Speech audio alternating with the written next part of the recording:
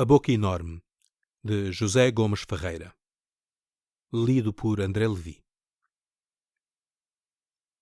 Reparei nela pela primeira vez durante uma visita jornalística que eu e o desenhador Bernardo Marques, já lá vão muitos anos, fizemos à colónia balnear infantil da Cruz Quebrada, paraíso provisório das crianças pobres de Lisboa, instalado num espaçoso barracão de madeira, mais tarde destruído por um ciclone. Desse dia, trespassado de sol, com um almoço ao ar livre, oferecido gentilmente por certa família pitoresca, que parecia desenhada pela imaginação do próprio Bernardo, senhoras a comerem sardinhas de luvas calçadas, um menino chorão com um ranho nos gritos, vagas hipóteses acerca das idades das atrizes. A Lucília tem tantos anos. A Amélia Recolasso é muito mais velha do que eu, etc. Desse dia, esgarçado de sol, ficou-me apenas aquela figurita sardenta, de boca enorme e olhos vivos, chamejantes, a sugerirem duas brasas excepcionalmente verdes. E se a fixei entre tantas centenas de raparigas aos cachos nos baloiços, bichos novos a espolinharem-se na areia, não foi porque se me figurasse mais bela do que as outras, ou com graças feminis diferentes nas atitudes, mas pelo contrário, talvez pelo que havia de estrépito na fieldade ativa do seu júbilo quase feroz, a exultar num misto de estonteamento, protesto, desforra e desejo de ferir todos os ouvidos do mundo, como se quisesse viver ali tudo de uma vez, concentrar todo o sol da vida num só dia, reunir todos os gritos num único grito insuportável de vingança contra o futuro, longe do mar e do sol. Enquanto o Bernardo Marques, de olho redondo, discutia as idades das atrizes com as suas caricaturas, eu, cada vez mais escondido atrás de mim mesmo, para que ninguém notasse o meu silêncio, não desviava os olhos da sardenta, feliz por vê-la naquela giga-joga incessante de cabriolas e mais cabriolas, pele esfarrapada de sol, desvairo e areia, muita areia, no sorriso da boca enorme. Far-me-ão, porém, a justiça de acreditar que, apesar de tanto lirismo, mal parti da Cruz Quebrada, nunca mais me lembrei da Pequena das Sardas. O que meses depois, ao cruzar com ela numa das ruas de Lisboa, aliás já em circunstâncias menos benignas, me amargou a alma da sensação baça de um esquecimento injusto. Encontrei-a pela segunda vez numa manhã de inverno, numa dessas manhãzinhas de frio cinzento, em que os garotos dos jornais andam pelas ruas aos pulinhos, como que repelidos das pedras. Postado diante da montre de O Século, lia não sei que artigo de sensação, na folha pegada ao vidro, quando me pareceu descobrir na mancha refletida no espelho um contorno qualquer familiar. Virei-me e era ela, com a boca do mesmo tamanho, as mesmas sardas, os mesmos olhos, apenas levemente mais mortiços, tal duas folhas de árvore já com ferrugem de um outono cedo. Mais pálida também, e mais suja. O sol deixara de lhe acentuar as feições de pele rasgada e de lhe encobrir a miséria, agora bem evidente nos chinelos de trança, na blusa rota, na saia com remendos e nos cabelos endurecidos de porcaria. Ainda não foi, porém, dessa vez, que a pobre figurinha, criada pelas pedras e pelas urtigas dos pátios de Lisboa, permaneceu para sempre desenhada no silêncio do meu coração. Tive muita pena, sim senhora. Senti-me muito consternado. Subiram-me à boca algumas exclamações de remorso inútil, mas 2 metros adiante já parafusava noutra coisa. Ou olhava com pensamentos menos líricos para a primeira deusa com carne da Rua do Século que passasse, a deixar um rasto de olhos pelo caminho. Só mais tarde, não sei bem quando, porque me falta a noção do tempo e a cavalgada dos meses e dos anos confunde-se dentro de mim numa poeira de cinzas e de datas.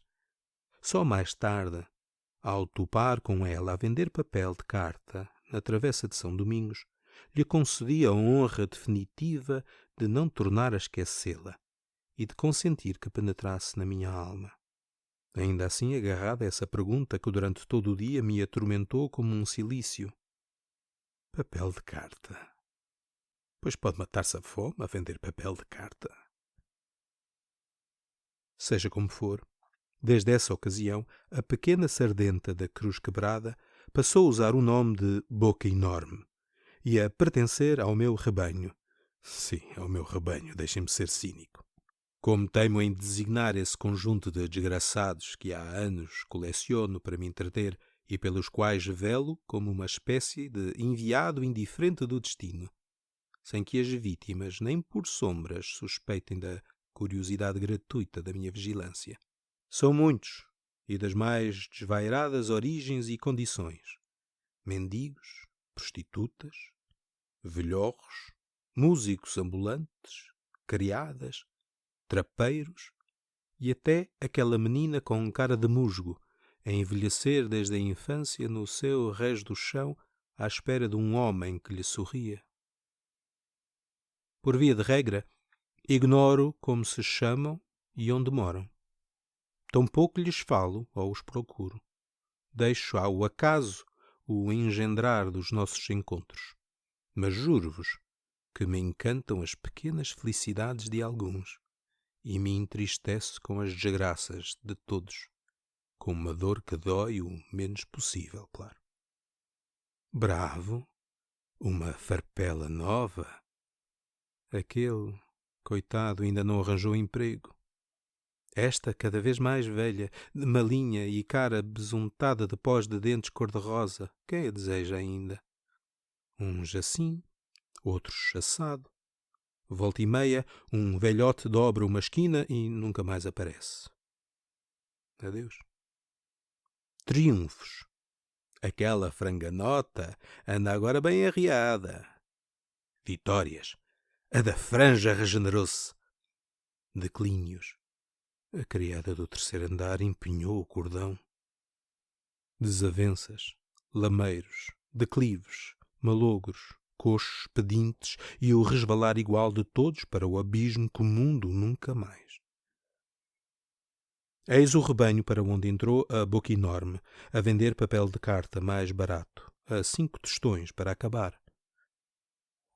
Por pouco tempo, aliás.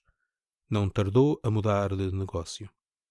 Volvidos 2 ou 3 meses, principiou a aparecer às portas dos restaurantes e das barbearias a impingir raminhos de violetas e molhos de cravos, consoante as estações. E já com a sainha sem remendos. E já com sapatos de salto alto. E cabelos lavados. E meias de seda. E chaila a arredondar o corpo. E nos olhos, o começo verde das ondas do naufrágio. Seguidamente, pôs de parte as flores e dedicou-se a vender cautelas, mas só aos homens. Compre-me esta cautelinha, meu rico senhor, compre. E insistia, agarrava-se mais, colava-se quase, sem nunca perder aquele ar inocente de quem perturbava apenas por acaso de ignorância. Compre-me. E numa noite cálida de verão, numa dessas noites em que até a lua parecia ter chegado ao rubro branco, surpreendia, rodeada de um magote de contratadores de teatro, a deixar-se corromper molemente, com palavras corrosivas de lascívia podre. E percebia então que tudo se esboroava, que tudo no mundo a impelia para as funduras do supremo desaire. Os dias continuaram a desenrolar-se. Dias, meses, anos, sei lá, poeira. Até que finalmente, numa noite de inverno, quando, perseguido pela chuva, fugia de porta em porta sobre o azagorrague de 1000 pontas do vendaval, vislumbrei num rasgão da treva a Boca Enorme, desgrenhada, lívida, triste, sombria, encharcada até os ossos e com um filho nos braços. Sim, e com um filho nos braços. Nena, o que eu sofreria se estivesse bom tempo e luzisse o luar. Por infelicidade, chovia, e maior do que a tragédia do filho vivo ao colo daquela quase criança que vendia papel de carta a 5 tostões para acabar, era a tragédia dos meus sapatos de solas rotas, com pedaços de jornal por dentro já ensopados de chuva. E corri para casa a amaldiçoar o tempo. Depois, nunca mais a avistei nem pensei nela. Até hoje, às 9:30 da manhã, hora em que costumo tomar o meu cafezinho na cama e ler todos os dias o meu jornal. Porque foi hoje, exatamente às 9:30 da manhã, que tornei a vê-la. Desta vez em retrato, no Diário de Notícias, a anunciar a prisão de mais uma criada gatuna. Era ela, não havia dúvida. A mesma boca, o mesmo talho do rosto, a mesma expressão nos olhos, que até naquele borrão preto empastado de tinta continuavam verdes, verdes, verdes, verdes. Criada gatuna. Levantei-me. Que dia? Que céu azul? Que sol? Com dia destes, ainda há quem tenha coragem de fechar criaturas humanas em calabouços? Senhores da polícia, soltem-na. Está um dia tão bonito. Soltem-na. Ponham-na na rua depois de lhe darem um bom raspanete, mas soltem-na. Ou então, se não podem suster essa máquina infernal de papel selado, livros, carimbos, interrogatórios, ofícios, advogados, continências, selos e mais selos e mais selos, metam-lhe uma lima dentro de um pão de quilo para ela cortar as grades e evadir-se por uma corda feita com os lenços do catre. Mas soltem-na. Ouviram, senhores polícias? Senhor carcereiro, senhor juiz, senhor conselheiro do Supremo Tribunal, senhores homens todos, soltem-na. E se precisarem de alguém para a substituir na enxovia, prendam-me a mim. Prendam este, aquele, tu, o outro, ele, nós, vós, todos, porque todos lhe roubamos qualquer coisa muito antes de ela roubar não sei quê a não sei quem. Porque apenas lhe demos meia dúzia de manhãs de sol na praia da Cruz Quebrada, onde a pobre boca enorme se esforçou em vão por viver a vida toda de uma só vez. Soltem-na. Se acham que estou a ser excessivamente lírico, escrevam-me cartas de protesto, mas soltem-na. Está um dia tão bonito. Soltem-na.